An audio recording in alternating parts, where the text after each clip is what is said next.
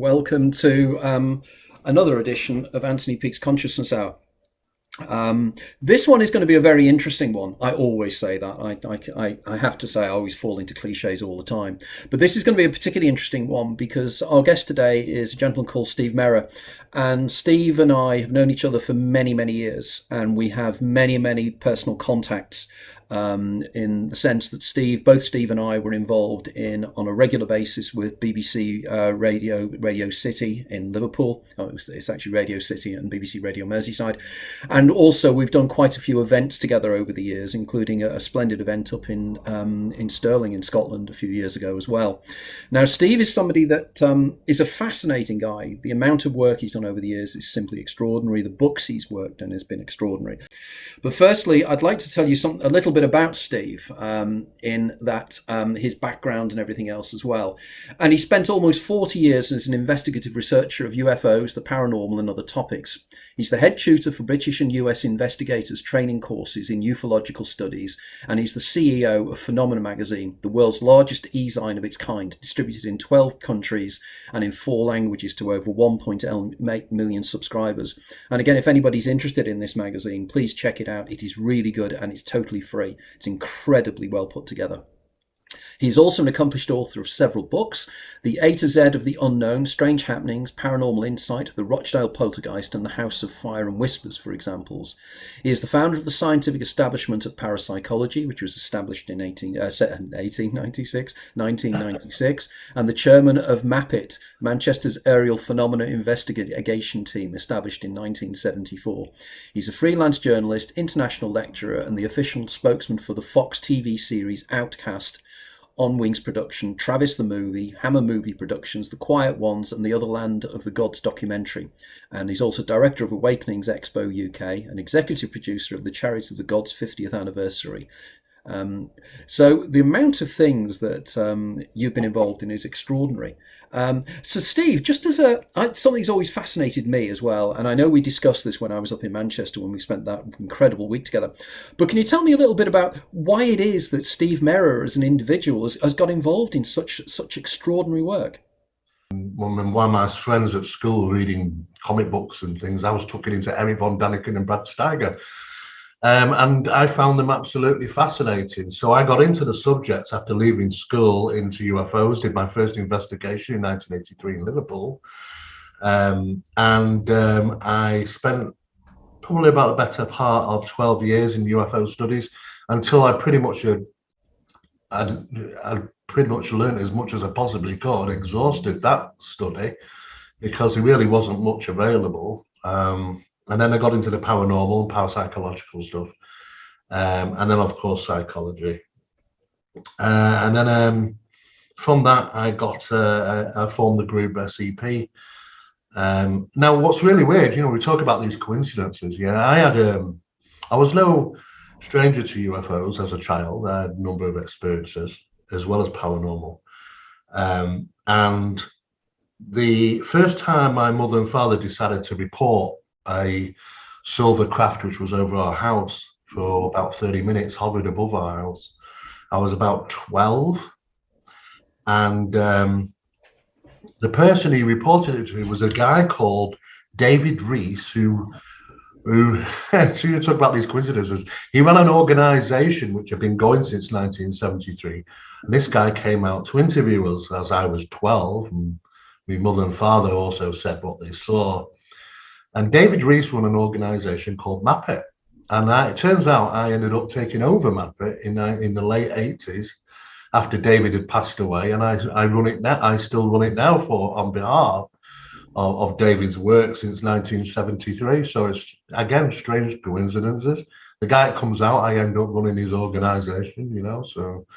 So full circle. I mean, I've investigated anything that I would consider profound human experiences. In a tidy word section, I would say profound human experiences, because there are so many different things. And rather than littering the table with all these different subjects, I'd just call it that. And for me, it was about advancing the studies. UFOs was just static. We've gone as far as we can.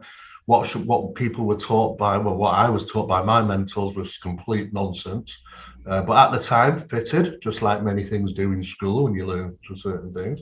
And the same for paranormal, that was also very static and misconstrued. So for me, it was about breaking it down, looking at the mechanics of each side, and trying to come up with areas of new research and new theories to push us forward in the subject, because we can all add another photo or video to the mountain we've already got.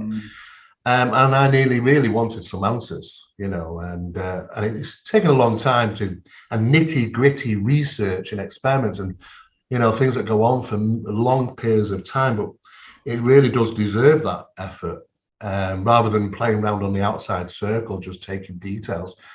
And for me, it's been rewarding, because I feel like we've got into new areas of research now that people are engaging with, and it might deliver some new answers to some of the subjects that were all considered quite profound.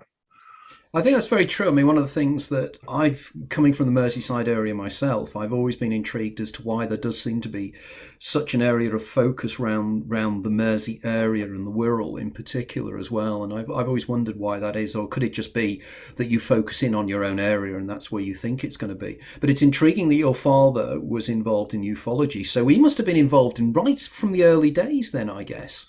He was. I mean, he was interested in the subject when I was, a baby, and I remember being about 2 or 3 years of age, sat on some hill with my mother and father at night with a blanket on the ground, looking up at the stars. Never knew what I was looking for. I was only about 3 years of age, but it turned out I was sat actually on a hill on the top of Warminster, where all the stuff was going down. So, and I didn't know at the time. I was only very, very young, but I have recollections of that. So it's always been part of my life, and I grew up with having experiences, and so it's just life for me. It was never very unusual until I started questioning exactly about what it really represents. I think when we had our discussions in Manchester, we touched upon these subjects quite a lot, and I think what we'll do is we'll drill in a little bit, and really start to be drilling deeper and deeper into the subject. But for a start off, particularly after we've just had the big event of the BICS competition and everything else as well, I was wondering, in terms from your point of view, your research, what evidence do you think is that there's an afterlife? Well, it's very difficult to obtain evidence, because what we've done is that the parapsychological departments have dealt themselves a get out clause, and how this basically works is, because I've been in many debates and talks with parapsychologists. I've even lectured alongside them, and it becomes very nitty gritty, because through experimental research we now know, and they know, that we can have communications with an intelligent source. The problems with all forms of intelligent communications is the element of deception. So that as soon as they realize that, yes, they'll in close circles, they'll hold their hands up and say, yeah, okay, we accept the fact that there is communication with something which of intelligence. Sometimes they tell us these things, or sometimes they tell us they're family members and but bottom line is a high amount of deception and trickery involved, just as there is throughout most of the subject. And once they realized that, it was a matter of, well, we can never trust what we're actually given information. We can't trust that the information is authentic. Could be being told exactly what we want, what they want us to hear. So that was a get out clause for them. It's like, well, how do we ever prove afterlife if there's this shroud of deception that's involved? Because the many people come forward and say, well, you know what, I had these experiences, this is what I was told, but we always relying on that information being authentic, correct, without elements of deception, and we can't rule that. So if we can't rule that, then they'll take all the greatest and best information and put it in the same basket. which means that no matter what we will ever present on the table through scientific research and experiments, it will always be considered as a non-element to prove of afterlife, because of that. Though that if we wanted, what's probably best is to target them in regarding the evidence, in regarding intelligent communication with unknown sources. That, absolutely. But nobody presses them enough on that, because they've tried to wrap it up in this old terminology of instrumental transcommunication. And it's something from the latter days of the 60s and 50s, and it's kind of been pushed out the scientific door. It hasn't, but they've managed to try and make it look like it has. There's still some very significant research in instrumental transcommunication going on. You just don't hear about it, much of it. Enough evidence there to support, yes, there is communications with unknown sources, but the elements of information is unknown if it's authentic or not. So we end up back full circle. So trying to press them on the afterlife scenario, is there evidence? They're just going to point out that, well, there's no evidence. And how can we possibly obtain evidence as well is one of those things. So it becomes a very grey area, excuse the pun. Because one of the things at the moment, a future guest in this program is going to be Professor Michael Lee Sudduth. And Mike is a very interesting researcher in this area and a philosopher, a very, very rigid philosopher. And he and I have been discussing recently in quite a lot of detail on various Zoom calls about the idea of the double explanations that could be in terms of psychic phenomena. And the first one is, as you quite rightly say, there's the kind of the trickster element, the Joe Fisher idea of the hungry ghosts, and the idea that there's something playing with us in some way. But there's also the argument in terms of mediumship, for instance, where we're talking about things like super psi, and the idea that sometimes it might be a form of telepathy going on here, and that the entities in some way are using their telepathic skills almost to manipulate us and fool us into thinking that they know things that we don't know. And Mike made a very interesting comment. I'd be interested to have your opinion on this, because he turned around to me and he said, of course, if these entities can read our thoughts in some way, this is how they can tell us things. Like, a medium will turn around and say, you've been thinking about having your teeth done, or you've been worrying about this an awful lot. Great. And Doris is saying this. But if the whatever it is can actually pick up our thoughts in some way, it's reflecting back at us. And he made a very good point when he said, because you have to assume if this is Great Aunt Doris doing this, you've got to assume that Great Auntie Doris is also using telepathy, because Great Aunt Doris, when she was alive, wouldn't have known what your thoughts were. So why does she know what your thoughts are now that she's dead? And that's an interesting point. What's your thoughts on that? Well, we conducted quite a hefty series of experiments. One of them, which was quite lengthy, was in regards to building up our communication methods with the source. This takes time. This takes a cohabiting between two parties, in a sense of speaking, and a hell of a duration of time. It could be, people can put it down to trust, energies, name it what you want, but it doesn't happen immediately. Just like Skull, it takes time. I am aware about the advanced stuff, the advanced stuff that went on after Skull, which wasn't documented. There's still a lot of things that aren't documented about Skull, the experiments, and we took it further into Project Phenomena Project. And after sustainability of communications to the point where there's no electronic requirements required, is the voices are direct DVP, direct voice phenomena, always above you, funny enough, always up here. If you stand up, it's up here. If you sit down, it's up here. Don't ask me why, but it just is. We wanted to push until we got to the point where they would allow us to ask questions. It took about 14 months. So just to explain, so you're in communication with entities, with beings that are communicating with you using sound. You hear them, yeah? Yes, absolutely, yeah. And did the whole group hear these? Yes, and they were allowed themselves to be recorded as well. Wow. Okay. Can you tell us more about this? This is fascinating. Yeah, the DVP, to reach that DVP connection takes a considerable length of time. It's the effort into it has to be at least 4 times a week. It's just constant, boom, boom, over and over again, and building upon what we've already got, to the point where we feel we're comfortable enough to be able to ask the question, most important question: can we ask some questions and gain responses from them? Because there has been lots of bits of communications backwards and forwards, but nothing in the way of, we want to ask a question, give us the information. After 14 months, we were allowed to, we randomly got information to say, you can ask your questions. Ask your questions. So we devised 10 questions. Now, over the years, I've always had no problem putting 10 questions down. Never. Oh, I can ask 10 questions and probably get the answer. No problem. I'd write them down dead quick.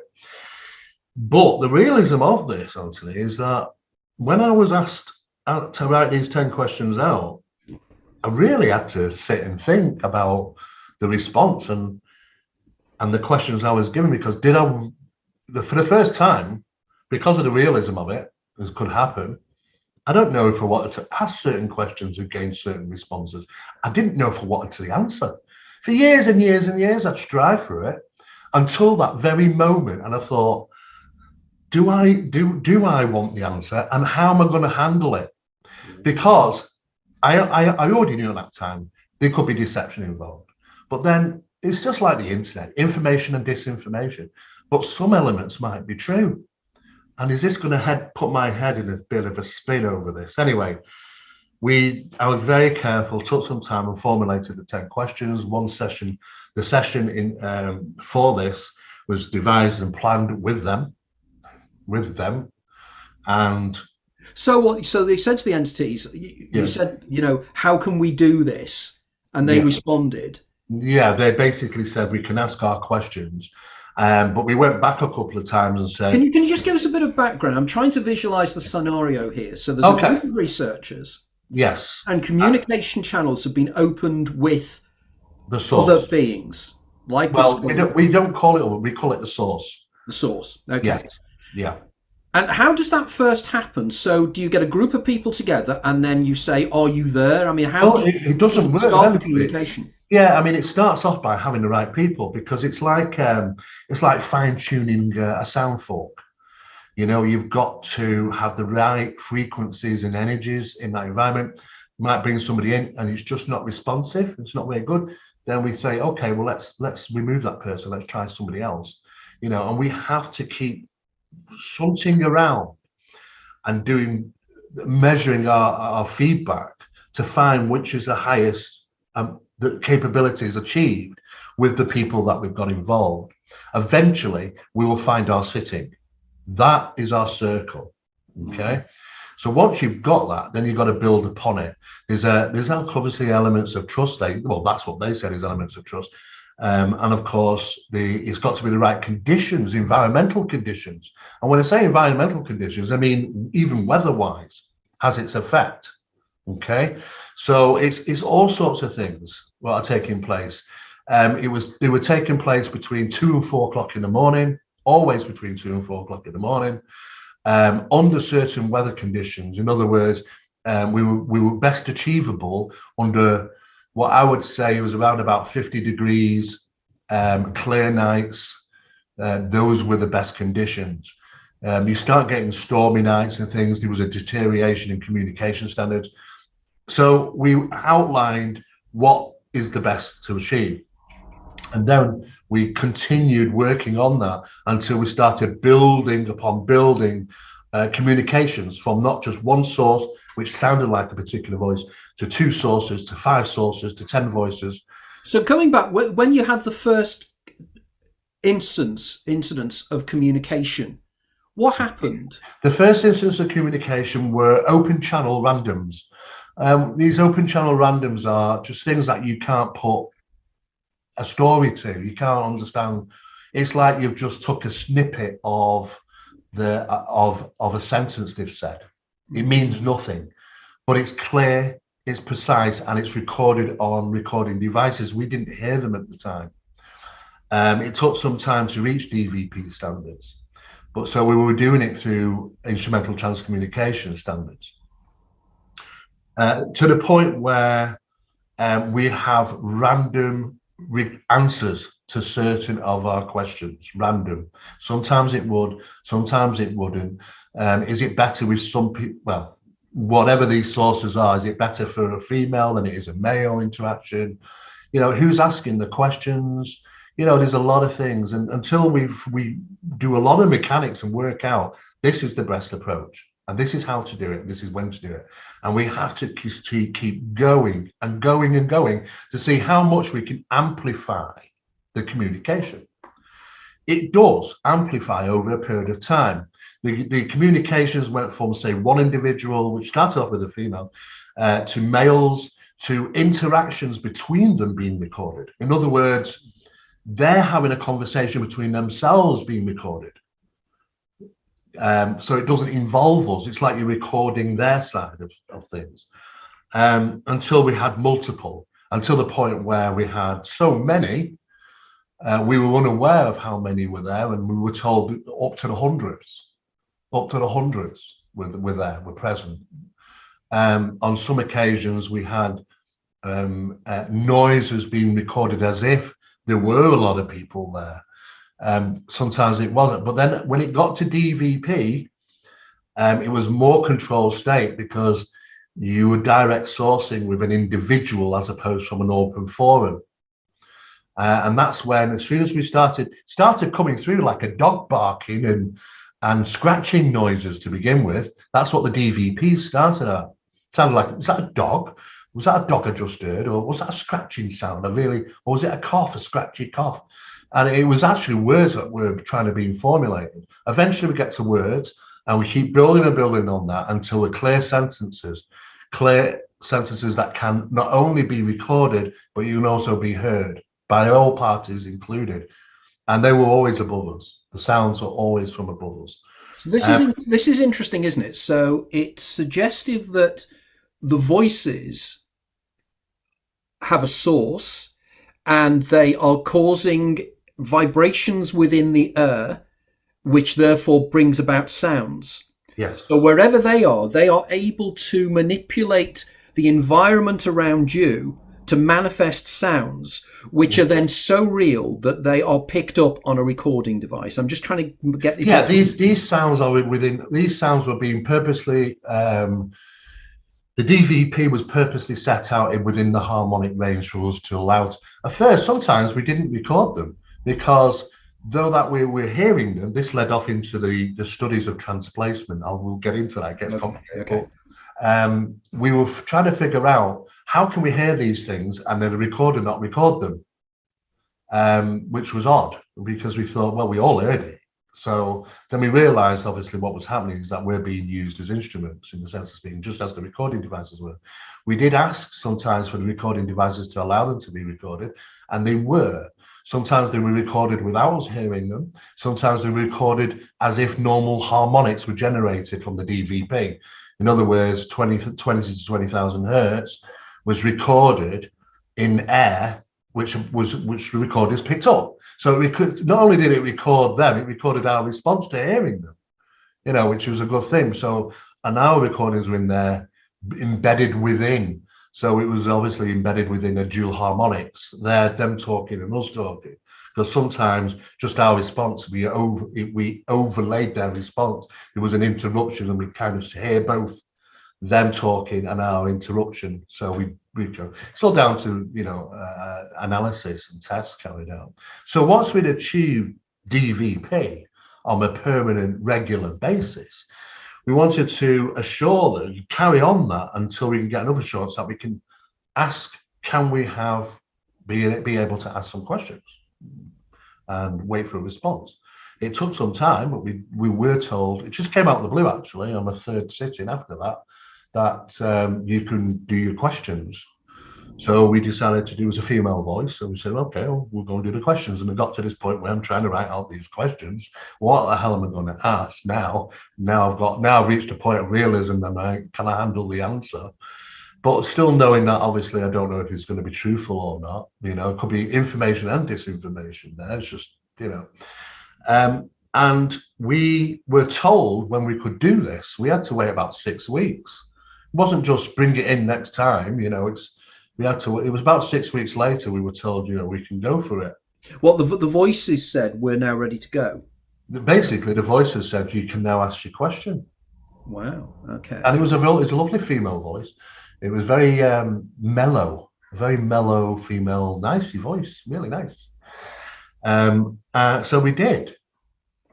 So what we did is we went and got the paperwork with the questions, and we came in and we sat round and we were just about to ask these questions when a male voice comes in and gave us 10 answers. Boom, boom, boom, boom, boom, boom, boom. And we were sat there thinking, what's just happened? And I'm looking at this paperwork and I'm thinking, how did they know this? Were they watching me? Did they read the paper? And the problem is that I immediately realized, what if they read me? What if they knew the information to give me? Because it's already in my mind. I wrote these questions. And they were delivered without me even asking them by a secondary source, a male voice. And he delivered all 10 answers. And some of them were quirky, and some of them didn't really mean much, I said about realms, realities and stuff. Those within reach are 11. There was a response. Those within reach are 11. That was the actual words. Those within reach are 11. 11 realities? I don't know. It was just a phantom question to put in there because I didn't know what to put in there. You can't put in there things that are not checkable, really. It's really hard to do. But then you want to ask questions that aren't checkable because you wouldn't ask them if you knew. So we end up in this catch-22 situation of what the hell to ask. Anyway, there were some interesting things that came back. And we continued that work for quite some time to the point of materialization. And just again, so just to get to the point, because we're now getting to the materialization point. Yeah. These were recorded. So you actually have recordings. We have recordings, yeah. And have those recordings been distributed to anybody, or have you only for analysis? There was a couple that we put out, which were of Irish people, because we wanted to see if it really was an Irish accent, and it was an Irish accent. And the analysis shows that though that the sound of them are clearly a vocal response, the analysis shows that they're not vocal responses. They sound like vocal responses, but under analysis, there are no vocals being used, no frequencies set from human vocals there. It's a generated sound that you cannot identify the difference between a vocal DVB and a real person saying it using... Can you just explain again the word DVB? What does that stand for? DVP, direct voice phenomena. DVP. Okay, fine. Okay, yes, sorry. Okay, DVP. Yeah, okay. So the DVP, we hear it. It can be recorded, but to hear it, sounds just like a normal person talking. But under analysis, it says it's not. It says under analysis that no vocals are being used. It's a synthesound. It's a synthesound voice. It's a synthetic voice. It's generated. But they do it so cleverly that we can't identify it with our ears as synthetic. It sounds human vocals. But the analysis shows it isn't. The analysis can tell us the difference, which is generated from human vocals, because they're set for certain frequencies are generated through that, or if it's a synthetic sound that's been recorded and sounds like a human voice. That's what we were getting. Yeah. When I mentioned about the transplacement, when we were being utilized, because when we were hearing things in a group and confirming with each other exactly what was heard, which was all the same, these devices sometimes wouldn't record it. It's as if they were being demonstrable and they were teaching us, because we were curious, how does it work, asking questions and things, and we do know that in some cases blueprints, as they said, are made upon their side. Blueprints are made on their side of our environment to help with interactions. What? So they create like a model of our environment within their environment. Yes, which allows them to manipulate some of the things in our environment a lot easier. Okay. Just some of the questions we asked. I mean, we end up asking one of these questions formulates into asking another 10 about that one answer. You know, it's problematic. The what we did find is that the placement of us hearing things, they were utilizing us as equipment. We didn't realize at the time, which really take a sidestep as a new phenomenon, really recognized into parapsychological research as transplacement. As we are being used, they transplace things. So on recording devices, we could run them simultaneously. This was whilst we were being monitored and sponsored by Olympus. It was their equipment. It was equipment. It was only devised to record human vocals, 20 hertz to 20,000 hertz. Anything above or below that, it shouldn't record. The recording devices didn't record things, and sometimes we heard them. On other occasions, three absolute identical models were recording for only 10 seconds. And we had three. This was done on purpose, by the way, as a demonstration. We had a female voice on one, a male voice on the second, and pops and clicks on the third, in a 10-second burst recording on all three in a silent, complete silent environment. None of us heard anything. And yet they would be able to demonstrate that a male voice could be on that one, a female on that one, and pops and clicks on unusual sounds on this third one. They were demonstrating to us that what they're doing is they're transplacing on the targeting equipment. They can put this on that, on this one, on that one, and this one on that one.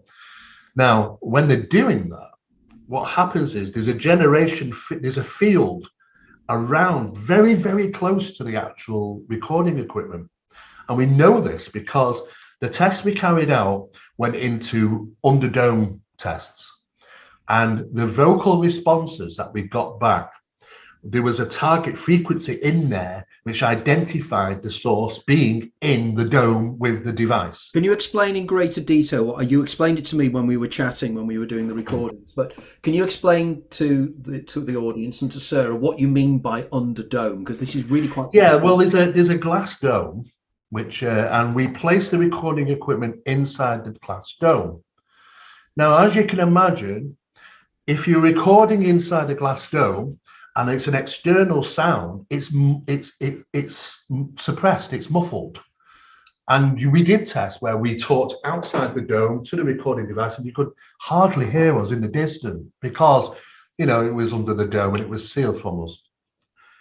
The recording by them, the source, onto the equipment, when you analyze it, there's a trace element in the analysis to show that the DVP or whatever it was, the source recorded onto that equipment, the source was in the dome with the equipment, because it sounded like you got a peg on your nose. That's how they sounded. They sounded as if the voice had generated inside the dome with the device. So then we took it one further. We wrapped it up in 5 to 7 layers of foil to stop any strenuous signals coming in. And then we put it in a plastic tub and we put it under 2 feet of water with a brick on it to keep it under there. And again, they demonstrated that they could provide the source recording as if it's inside that sealed container under 2 feet of water. And the element of sound you can prove is in there because there's a trace. You can hear the difference. So we thought, okay, so the targeting very close to the location and the targeting the equipment from that location. That location is just like it must be about maybe this size. You've got a small recorder in there and it generates it around this recorder and targets that recorder only. In fact, you can ask them to put you can put 2 recorders in and ask them to only record onto one, and they'll do that and not the other one. So that we know that we have the capabilities of targeting the equipment.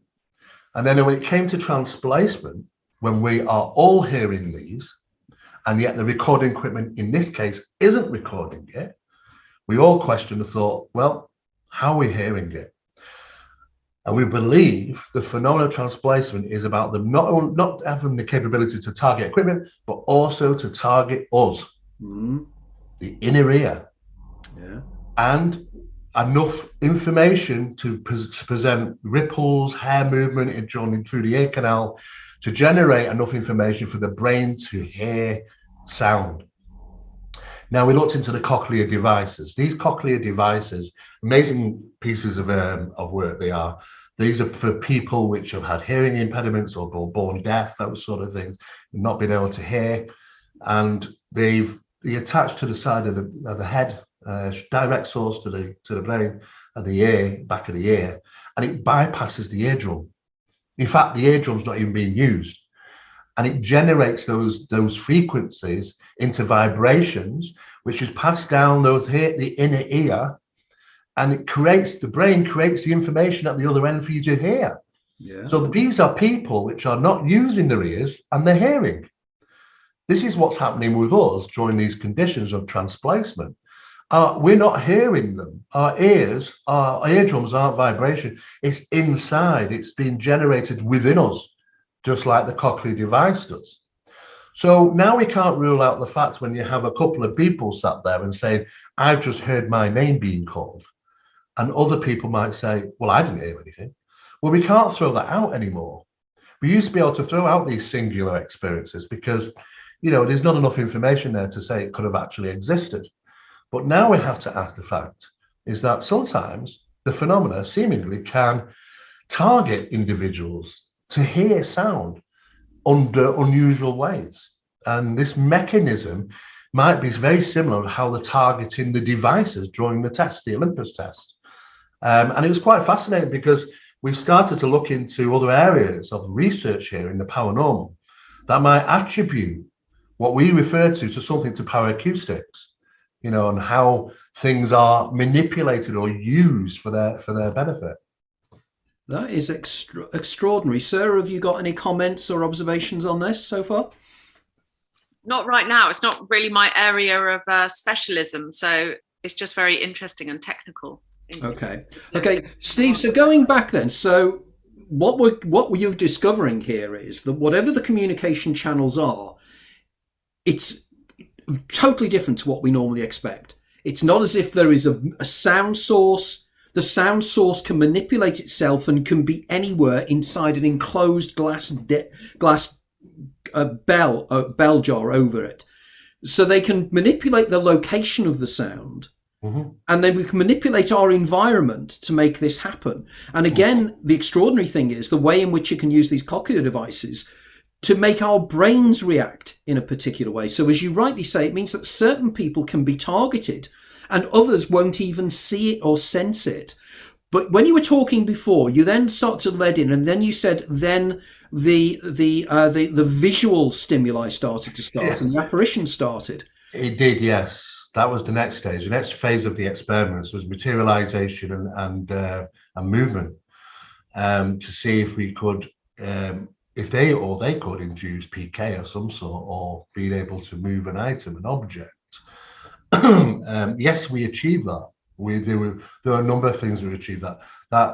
One of the most common things was to moving flowers, turning things in jars, moving equipment pieces around on the table by shunts.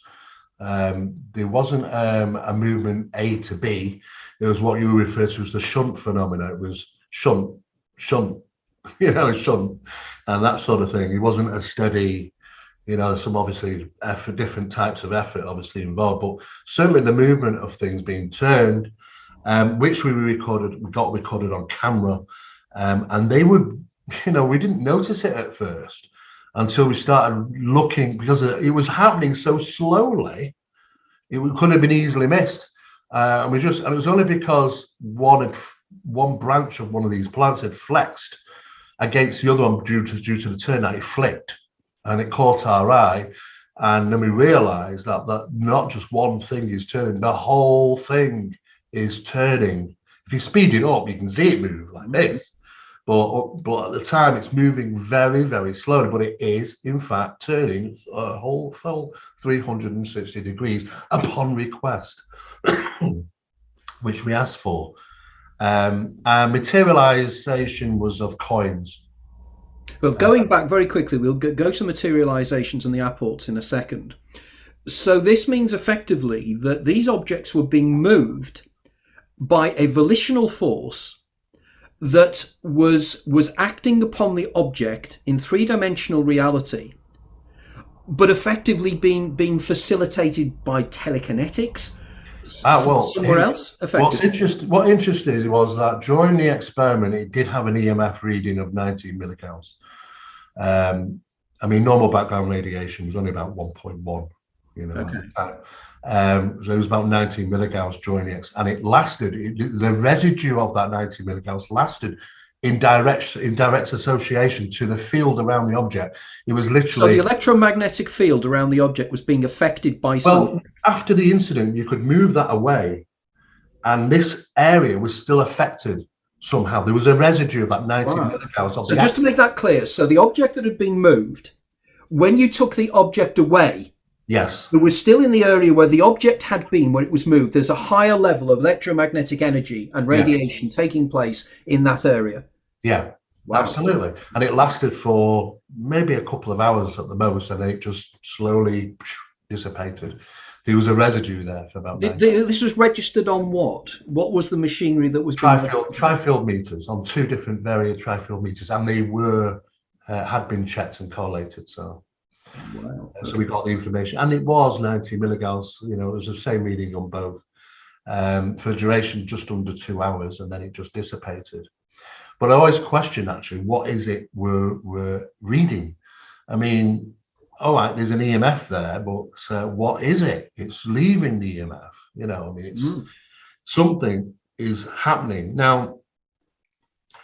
We theorized this into the UFO phenomenon as well, because there has been locations where phenomena has been seen to materialize, and spikes of EMF have been read for a short duration of time in those locations, just like paranormal stuff.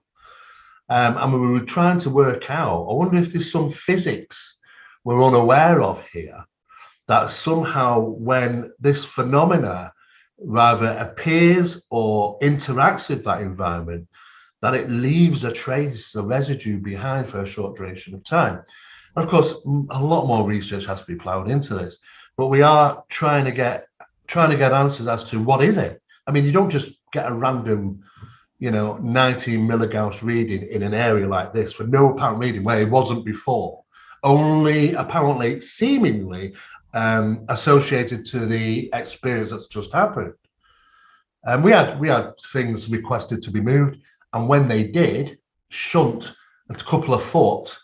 Again, the field just directly around this object we've got this on video as well. I can show you the video of this, and it's measurable. You can see the measurement, but it's short-lived. A couple of hours later, it just gets smaller and smaller, and it dissipates. It's like it goes smaller and smaller and smaller until it just dissipates. Because we took readings, and we've realized that we have to be closer to the point of where the object was to get that reading. And then as time goes on, we have to get closer and closer and closer. So whatever it is, it's seemingly getting smaller and smaller and smaller. As to what that is, because that's intriguing, isn't it? Because ordinarily you would argue that it would dissipate. Yeah. It wouldn't shrink. It would dissipate into the atmosphere or whatever, into the ambient location around it. But you're saying that this field gets smaller and smaller and smaller. Measurements every 20 minutes to do a measurement, it's getting smaller and smaller. Wow. After about 2 hours, it's just nothing left. Wow. And we don't know what it is. There's something happening in that environment to have that interaction. There's something interacts from maybe another reality, I don't know, and it's coming in and it interacts like this. And of course, when it's done and it's left this residue of that action over a short period of time. Now, there was the argument. I mean, I'm in a number of think tanks regarding the UFO stuff, and what's been seen within the inner core of ufology is these materializations of these objects have a lot of similarities to research and analysis of apports in paranormal phenomena. We're dealing with very similar physics that's seemingly involved, and that when these materializations happen, it's as if they're coming from somewhere where two things can't exist in the same space and time. So something is being taken from that environment. I mean, there's nothing, there's everything everywhere, isn't there? I mean, even in the hole this big, there's something in it, even if it's not gravity or whatever. There's something happening where what they believe and where we've worked in it that suggests there may be gravitational wells, very micro gravitational wells taking place in these areas where these materialize for short periods of time, which is measurable. They are measurable. You can measure these things. You can also use a ferrocell with a light, a laser light and a ferrocell to see the effects of magnetic on light. People used to say, oh, you can't bend light. We can with a ferrocell, Right. So what we're saying here is we have a gravitational field taking place in a very small area that is an equivalent, almost like a micro black hole, where the gravity is being sucked in. And light will be bent round it because, of course, a gravitational field will bend light. We know from Einsteinian physics that light and lensing, that light will be bent around the gravitational field. And just to get my mind around this, so you're saying that there is evidence that light can be bent by these gravitational wells that are created. What you've got to do is you've got to use a ferrocell, which is a lens. Explain what a ferrocell is. It's like the lights on the front of a bike. Those big old lights with a big glass lens in it. Yeah. Well, you have this about 6 inches away from your laser, and what it does is it scatters the light to the rim of the ferrocell. Right. Okay. Now, if you approach that ferrocell with a magnet, you will see the light bend towards the magnet. Got you. Okay. That's the sort of thing you can, because to actually bend light would take tremendous amount of gravity. It's just absolutely that was what I thought. The gravitational source must be extraordinary to do. It would have to be, but when you watch it around the ferrocell, you can actually buy a magnet, and you can put it near the ferrocell, and you can see it leach towards the magnetics, the light from the edge of the ferrocell. It allows us to see the light bending under those conditions. So we thought, okay, so what if things are set up in certain environments where phenomena takes place on a regular basis to see if there are anomalies? This is where we currently are in Project Doorway, which is another project we're involved in. We've been to a number of places around the world regarding where manifestations are taking place. Also, funny enough, it's also places where there's acute paranormal activity taking place as well. So it's seemingly one of the same, so we kind of. So which locations? Which locations are you talking about here? This is again intriguing. I know it's slightly tangential, but yeah. Well, we've been to about 9 different states. 9 different states in the US. The last place we're supposed to be going over to Norway, but obviously we have some flight restrictions recently. So, but that's the next place to go. We came back from Malta in September last year. That was one of the last experiments that were carried out in the Hypogeum. So you went into the Hypogeum in Malta. Oh, yeah, we did. You got access to the Hypogeum. Yeah, absolutely, yeah. Wow, tell us more. Interesting place. Yeah, you can never get in there normally. I've tried about 4 times. Now I'm into it. That's right up my alley.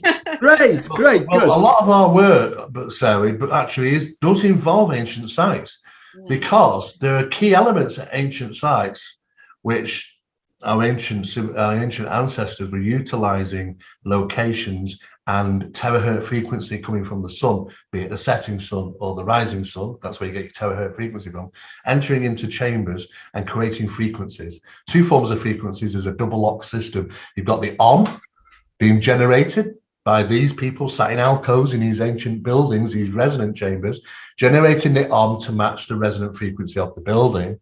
In the center, you have the individual sat there with the terahertz frequency light on solstices or equinoxes coming down and hitting them. So you've got the frequency of light, you've got the frequency of sound, you've got this kind of double lock system going on. And unfortunately, the downside is that, we still have the terahertz frequency from the sun rising and setting, but it's very difficult to get the right arms because, some of these places using Gouda Mantra, and you can't even use Gouda Mantra. We don't even have enough vocals.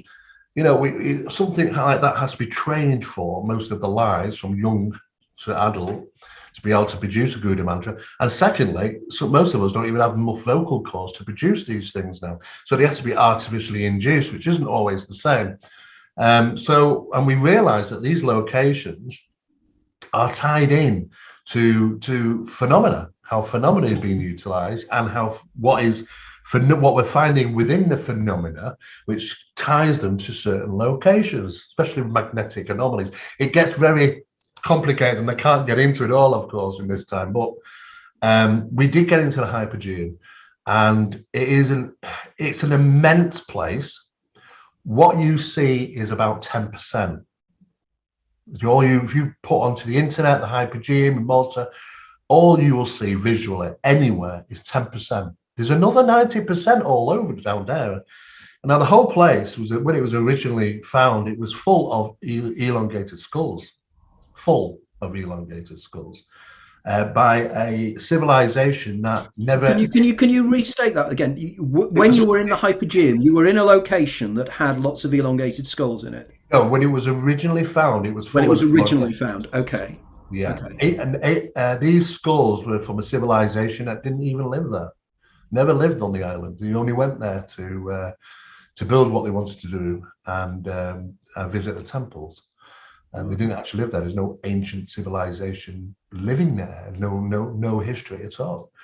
The frequency of that location is so precise. And it's 111 hertz precisely. Now, what we're finding under that, what is really interesting, is that in certain locations of the Hypogeum, under those frequencies, it heals. It's a healing frequency, amongst other things. The healing frequency, what scientists are saying now, is that under those conditions and under that frequency, your external wounds will heal 6 times faster than they should do under normal conditions because of the location and the frequency that you're actually induced to.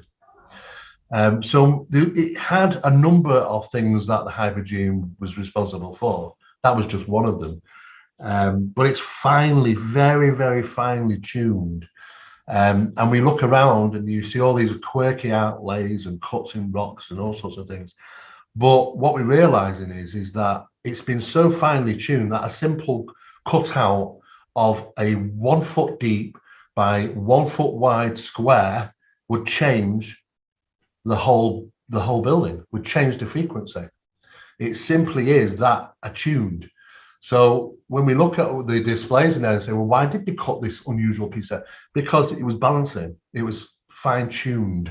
Well, actually, on that example, Steve, I mean, this is interesting, isn't it? That if somebody entered your recording studio up in Manchester, the Manchester area, and went in where you have all those incredible cutouts and that strange surface area around to make it the echoes not stop. If you weren't knowing what you were looking for, you would misinterpret that, wouldn't you? Completely. Oh yeah, absolutely. You would think, this is unfinished. They played around with this, but they don't know what they're doing. They've got these rough edges. This is the biggest problem about our ancestors, because we can all go and dig up bones, and we can say, oh yes, they were this, they probably died at this age, they lived like this, they were this tall, and da da da da da.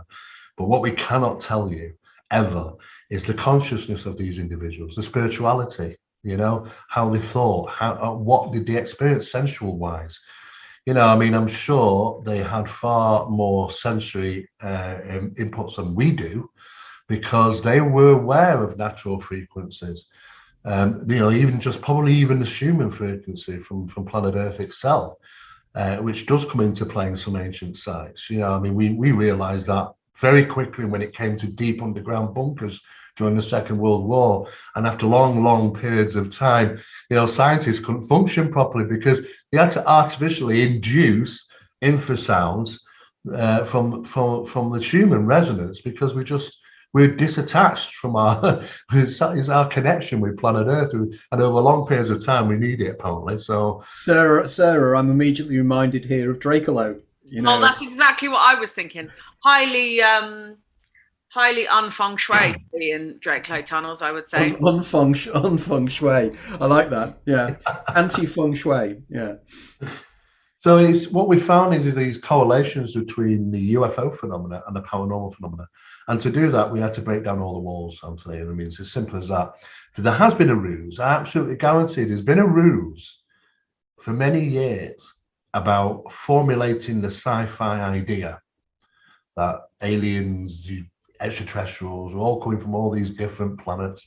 They're traveling the vast distances of space to come visit good old Earth and us Earthlings. They all love and light, and they all care about us, you know. And there's been this ruse ever since Roswell, and it's been building and educating and swamping us everywhere, no matter where we look, what we read, what we do within this subject. It's there, it's ever present. It's in the movies, it's in the TV shows, it's in the food range, it's in the clothing range, it's everywhere. That, I believe, was done purposeful, because the true phenomena lies more within the PSI and the supernatural than I can ever tell you, to be honest with you. There are a lot of things I can't publicly say, which hasn't been released yet, you know, through experiments and research. But there are higher parties that know this, that is far from what we ever thought the extraterrestrial hypothesis actually represented. And we just can't get into it because there is so much manipulation of perception, and there is fundamentally, there's a system. Can I say this? Yeah, there's a system called the YARS system. Can't get into it too much. The YARS system is probably one of the most sophisticated AI computers was utilized. It all started off with Jacques Vallée in 1985 when he started manufacturing one of the first AI computers, about concluding what all phenomena represents. I mean, all phenomena worldwide. You know, from cryptids to the strangest cryptid experiences to the strangest paranormal, strangest UFO, you name it, all. And the idea was to feed all this in for years and years and years, specific, detailed information of events, thousands of events all over the world. And then ask the computer, what's the conclusion? That conclusion came back some 2 years ago. And the conclusion was that we are dealing with a singular source that has capabilities of physiological constructs. Think about that. That's quite an interesting sentence it comes up with. A single source with the capabilities of a physiological construct. In other words, it's a simulation. What's the single source? Now, how did it get to a single source? Yeah. It's because it can go middle of Alaska in a little town known barely by anybody on this planet, who have an absolute identical paranormal story. And I mean, the physics and the little mechanisms of the paranormal events they experience match absolutely exactly the same to an incident that took place in California a few years later. There are many mechanisms around, but why should a different country, different belief, different structure, the mechanisms are the same? No matter where you are on planet Earth, the mechanisms remain identical, and they should vary. They should vary through culture, spiritual changes, all sorts. There should be hundreds of variations. There isn't. When we look at the mechanics of apportation in Alaska and look at the mechanics of apportation in the UK, they're identical. There's no difference. This mechanism, there's a mechanism, a rule book, there's something guiding, controlling. It must be a hell of a job to do. And what is the source? I do not know. But it didn't name the source, but it demonstrated how it came to the conclusion that there was a single source for all this. And sometimes it gets it wrong. Sometimes, you know, you'll have little grey men of little greys running around, enjoying a contact experience, but they get it wrong because the craft looks smaller than what them can get in. The craft has round portholes and rivets around its side. It doesn't look like it could even lift off the ground, let alone travel through space. sometimes the mechanism doesn't get it right. And there are times in not just the UFO, the cryptids, the paranormal, it has a mechanism to play out. But what happens if we throw a sabo in the works and we sabotage it, where we don't run from a phenomena? There's a giant werewolf creature chasing 4 people, and suddenly one of them falls to the ground in absolute fear. And this creature runs up, and what's it do? It doesn't know what to do. It's not control. It's no mechanism for that. It's all about the fear. Like poltergeists, it's all about the fear. But what happens when you freeze? That instinct takes over you to say, don't move, because you might not be noticed, so freeze. And this guy's frozen to death in fear, as the term goes. This thing's like, what do I do now? Well, what did he do? They run away. Time and time and time again, they always run away because there's nothing else to gain from the incident. And this is a mechanism of how also the affecting paracoustics, they're generating exponential sound 10 times more than what it should be for the fear frequency, and all that's being all utilized, just as the paranormal does. The paranormal can amplify sound to make something fall from the wall sound 10 times louder, so you capture it on your equipment recording downstairs. Try replicating it, you can't reach that decibel level. Exactly the same thing in the cryptids. Everything is connected.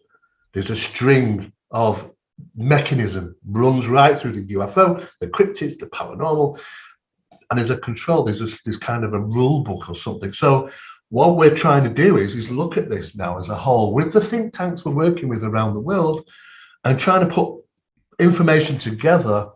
Is that one thing is for absolute certain? We've come so far now that, and the government, US government are aware of this more so than the UK probably, is that we definitely know it's far beyond what we ever thought, this phenomena. It has multiple masks. It's been utilizing and working with and interfering with humanity, probably predating history. It's always been present. In fact, it might actually be a terrestrial phenomena. But whatever this is, it's the mechanism is huge. The control is unknown, who's what the source is, but it presents itself in a way that far exceeds the boring extraterrestrial hypothesis. In fact, I think Jacques Vallée said that he'd be very disappointed if it was just aliens traveling from some distant planet to visit Earth. You know, all the fun's gone. And the evidence is pointing to much more like something like that. And some people don't want to work in the field. Sometimes this phenomenon has a sting in its tail, be it the UFO or the paranormal. If you push it too much, it can influence your life. And when I say the influence also consists of voices. It's been known as the influence. The watchers, the influence, it's ancient, old, but it can turn your lives inside out with negativity. It can make the worst things go wrong in your life, lose your dearest and nearest in plentiful forms.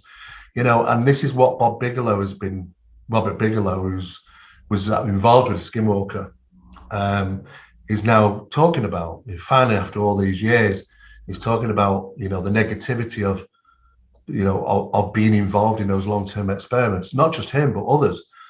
And there is. There's a darker side to it. So there's not all love and light. And I've always expressed this during my interviews all around the world. You know, I say it for what it is, whatever phenomenon it is. You know, it can appear to be good, it can appear to be bad, you know, but that's appearance. You know, what is at the core is what's questionable. And I like to say to people, you know, always be prepared, because you don't know what to experience. We're still learning. But I think we're edging closer and closer, Anthony. I think we are definitely edging closer to a better understanding of this worldly phenomena, which is interacting with us on a daily basis all around the world.